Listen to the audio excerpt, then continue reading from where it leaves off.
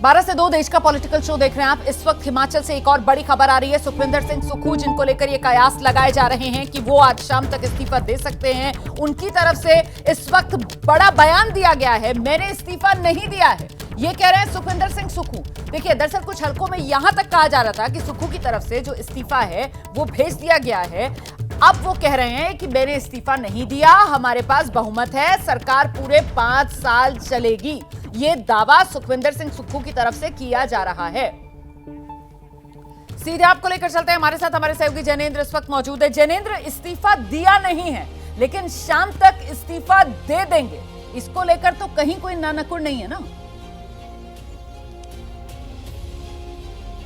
बिल्कुल भी नहीं, बिल्कुल भी नहीं। और अगर आज शाम नहीं तो कल तक उनका इस्तीफा होना तय है। सुक्खू बेशक वो बयान दे रहे हैं ताकि वो कॉन्फिडेंट लगे, लेकिन कांग्रेस के अंदर से जो खबर मिल रही है उसके मुताबिक उन्होंने ज्यादातर विधायकों का विश्वास जो है वो खो दिया है और ज्यादातर विधायक चाहते हैं कि नेतृत्व परिवर्तन किया जाए। और जैसा आपने बताया दर्शकों को, हम पहले भी रिपोर्ट कर चुके हैं, लगातार हम बता रहे हैं कि मुकेश अग्निहोत्री का नाम सबसे प्रबल दावेदार के तौर पर आगे चल रहा है। तो बेशक वस्तु स्थिति जरूर सुखविंदर सिंह सुक्खू बता रहे हैं कि अभी उन्होंने इस्तीफा नहीं दिया है, न इस्तीफे की पेशकश की है, न ही उन्हें इस्तीफे के लिए कहा गया है।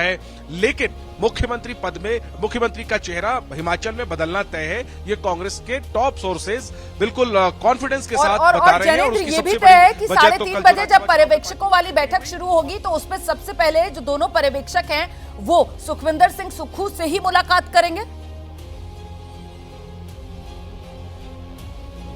देखिए, बिल्कुल भूपेंद्र हुड्डा और डीके शिव कुमार पहुंचने वाले हैं और वो शिमला में इसी होटल में पहुंचेंगे। पहले जो दोनों पर्यवेक्षक हैं वो यहां पर प्रभारी राजीव शुक्ला हैं और भूपेश बघेल को राज्यसभा चुनाव के लिए पार्टी ने पर्यवेक्षक बनाया था। तो ये चारों वरिष्ठ नेता जो हैं वो पहले आपस में बातचीत करेंगे, इसके बाद सुखविंदर सिंह सुक्खू से मिलेंगे और फिर विधायकों के साथ भी बातचीत का पर्यवेक्षकों के कार्यक्रम है। देखिए, कांग्रेस के सामने चुनौती यह है कि चलिए सुक्खू को बदल देते हैं लेकिन सरकार ना गिरे, ये सबसे बड़ी परीक्षा है कांग्रेस के पर्यवेक्षकों की। और इसीलिए ऐसी रणनीति अंदर खाने से हमें पता चली है कि सुक्खू के इस्तीफे के साथ ही जब राजभवन जाया जाएगा तभी नई सरकार बनने के लिए दावा भी पेश कर दिया जाएगा। लेकिन जिस तरीके से विधायक बागी हुए हैं कांग्रेस के, क्या राज्यपाल नए मुख्यमंत्री को शपथ दिलाने के लिए तुरंत तैयार हो जाएंगे?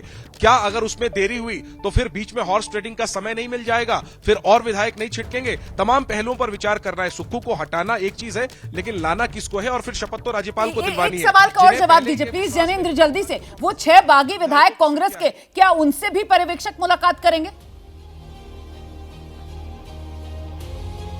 देखिए, बिल्कुल ये बताया जा रहा है कि कांग्रेस के जो पर्यवेक्षक हैं वो उन 6 विधायकों से भी बातचीत कर सकते हैं और उनमें 6 विधायकों में से 2-3 ऐसे हैं जो मुकेश अग्निहोत्री के करीबी बताए जाते हैं। सूत्रों का कहना है, कांग्रेस की सियासत हिमाचल में समझने वाले कहते हैं कि अगर मुकेश अग्निहोत्री को आगे किया जा सकता है तो उन 6 में से ज्यादातर विधायक पार्टी के कैंप में वापस आ जाएंगे। तो इसीलिए मैं कह रहा हूं कि मुकेश अग्निहोत्री का नाम अगर आगे किया जाए तो जाहिर सी बात है फिर बात बन जाएगी और फिर वो राज्यपाल के सामने। आप नजर बनाकर रखिए जैनेंद्र, जैसे कोई और अपडेट आएगा मैं फौरन आपका रुख करूंगी। इस बीच एक और बड़ी खबर दर्शकों को बता देते हैं।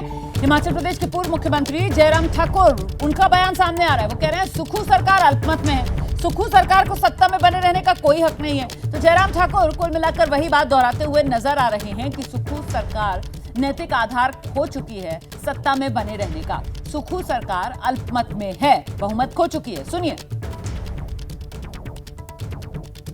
आज वही हुआ जिसकी हमको आशंका थी। हम आज सुबह महामहिम राज्यपाल महोदय जी को भी मिलकर के आए थे और वहां पर भी उस वक्त हमने यही आशंका व्यक्त की थी कि बजट पारित करने के लिए कांग्रेस के पास बहुमत नहीं है और वो बहुमत साबित करने के लिए सिर्फ एक ही हथकंडा करेगी, वो भारतीय जनता पार्टी के विधायकों को सदन से सस्पेंड करेगी। और आज सदन में आते ही पार्लियामेंट्री अफेयर मिनिस्टर द्वारा प्रस्ताव मूव किया गया कि 15 विधानसभा के सदस्य जिसमें जिनके नाम पढ़े गए उनको सस्पेंड करने के लिए प्रस्ताव पारित करने के लिए वहां पर कहा गया। और ऐसी सूरत में उन्होंने वॉइस वोट के साथ